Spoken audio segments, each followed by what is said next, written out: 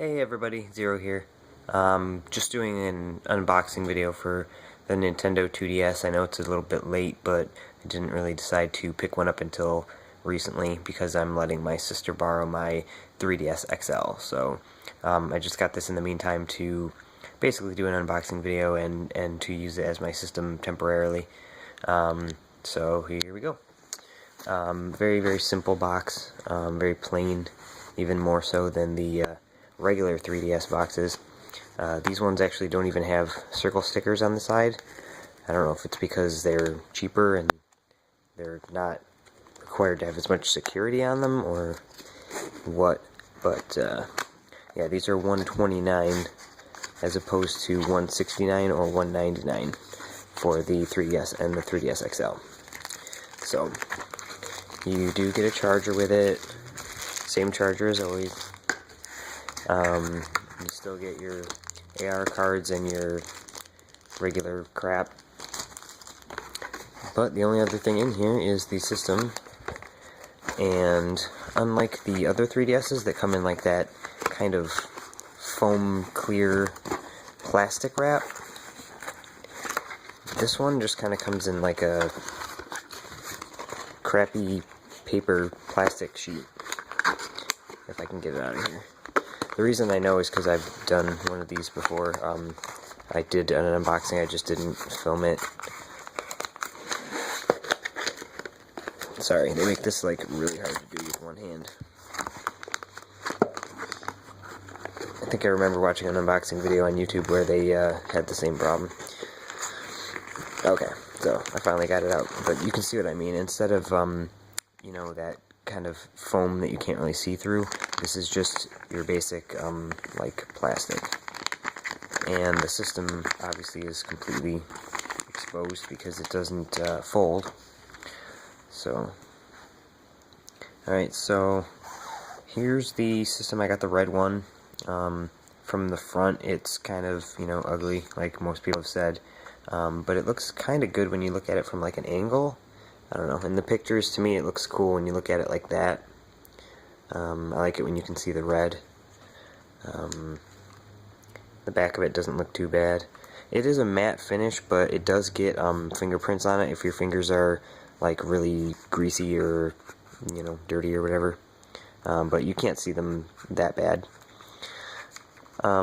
So you got your huge R and L buttons at the top there, which are supposedly really comfortable. You got your slot for the games. I don't know why it's moved over to the left. They could have centered it, I'm assuming. Maybe it would interfere with the camera there. You got your charger port. You got your stylus moved to the same spot it is on the XL, which is on the right. And the stylus now matches the color of the system, so it's red instead of black. You have your little slot for the SD card, which is now a 4 gig. And it's not a pull-out slot like it is on the XL. It's this weird, like, flip-up slot. Just flips open and closed. And you have your little things on the bottom corners for, like a lanyard. Your headphone jack in the bottom left corner. On the front you have your home button, your power button. Start and select have been moved to the right. You got your ABXY. The D-pad and the analog nub have been moved up to the top of the system instead of down here where it would be on a regular 3DS. You have your one mono speaker, your camera, and then your little light over here. So that's the basic rundown of the system. You also do have your volume switch over here, which the last time I played around with one of these I noticed it was like kind of uncomfortable because it doesn't really stick out.